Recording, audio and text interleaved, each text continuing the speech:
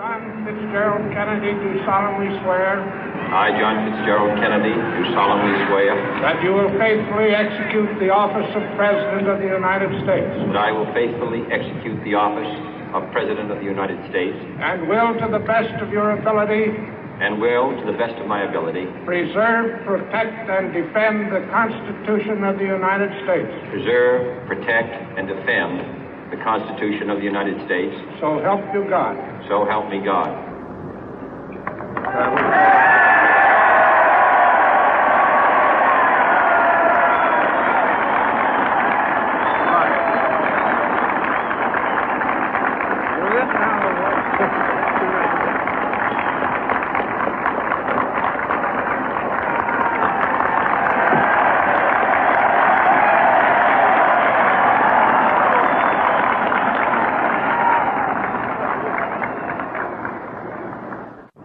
Vice President Johnson, Mr. Speaker, Mr. Chief Justice, President Eisenhower, Vice President Nixon, President Truman, Reverend clergy, fellow citizens.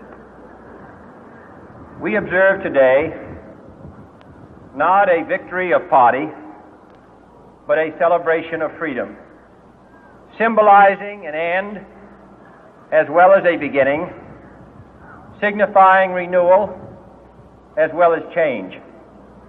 For I have sworn before you and Almighty God the same solemn oath our forebears prescribed nearly a century and 3/4 ago.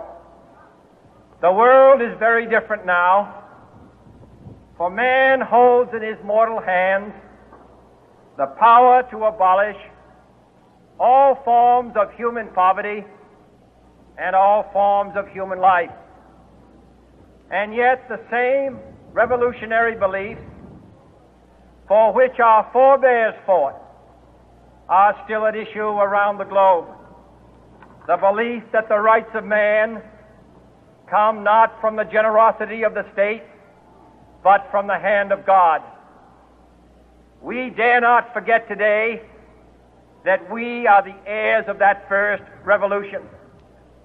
Let the word go forth from this time and place to friend and foe alike that the torch has been passed to a new generation of Americans born in this century, tempered by war, disciplined by a hard and bitter peace, proud of our ancient heritage, and unwilling to witness or permit the slow undoing of those human rights to which this nation has always been committed and to which we are committed today at home and around the world.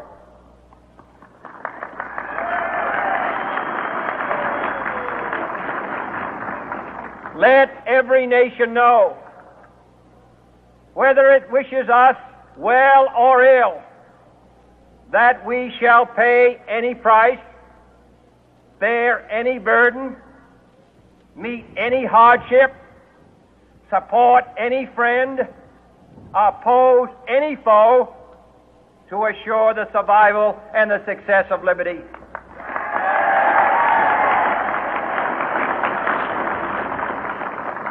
This much we pledge and more. To those old allies whose cultural and spiritual origins we share, we pledge the loyalty of faithful friends. United, there is little we cannot do in a host of cooperative ventures. Divided, there is little we can do, for we dare not meet a powerful challenge at odds and split asunder. To those new states whom we welcome to the ranks of the free, we pledge our word that one form of colonial control shall not have passed away, merely to be replaced by a far more iron tyranny. We shall not always expect to find them supporting our view, but we shall always hope to find them strongly supporting their own freedom, and to remember that in the past, those who foolishly sought power by riding the back of the tiger ended up inside.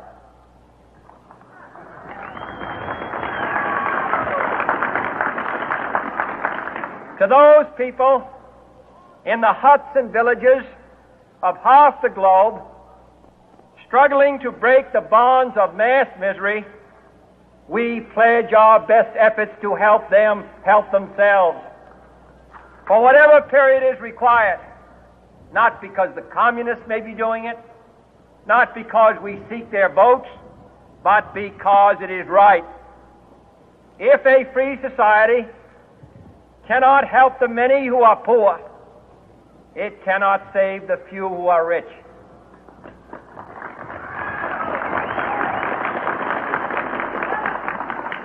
To our sister republics south of our border, we offer a special pledge to convert our good words into good deeds, in a new alliance for progress, to assist free men and free governments in casting off the chains of poverty. But this peaceful revolution of hope cannot become the prey of hostile powers. Let all our neighbors know that we shall join with them to oppose aggression or subversion anywhere in the Americas. And let every other power know that this hemisphere intends to remain the master of its own house.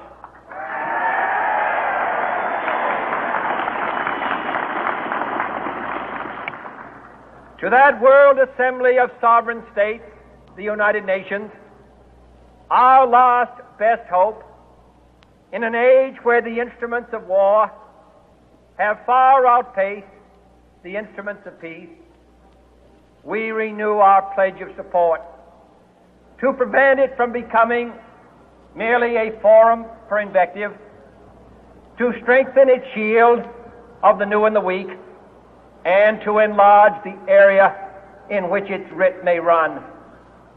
Finally, to those nations who would make themselves our adversary, we offer not a pledge, but a request that both sides begin anew the quest for peace.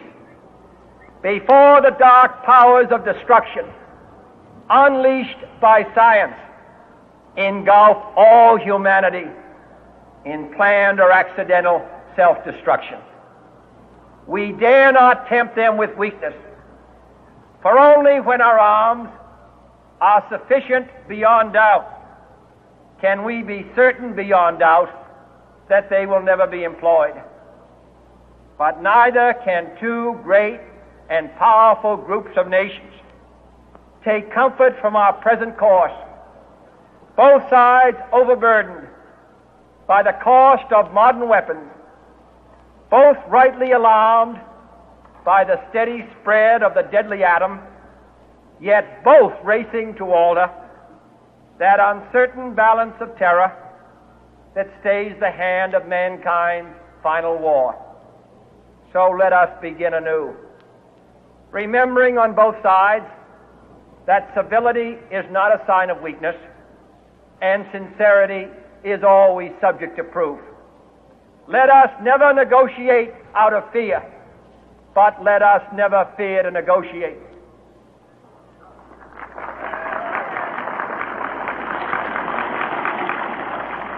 Let both sides explore what problems unite us, instead of belaboring those problems which divide us. Let both sides, for the first time, formulate serious and precise proposals for the inspection and control of arms, and bring the absolute power to destroy other nations under the absolute control of all nations.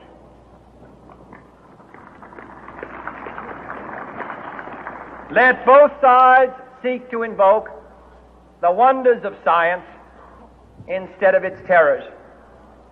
Together, let us explore the stars, conquer the deserts, eradicate disease, tap the ocean depth, and encourage the arts and commerce. Let both sides unite to heed in all corners of the earth the command of Isaiah to undo the heavy burden and let the oppressed go free. And if a beachhead of cooperation may push back the jungle of suspicion, let both sides join in creating a new endeavor, not a new balance of power, but a new world of law, where the strong are just and the weak secure and the peace preserved. All this will not be finished in the first 100 days, nor will it be finished in the first 1,000 days, nor in the life of this administration.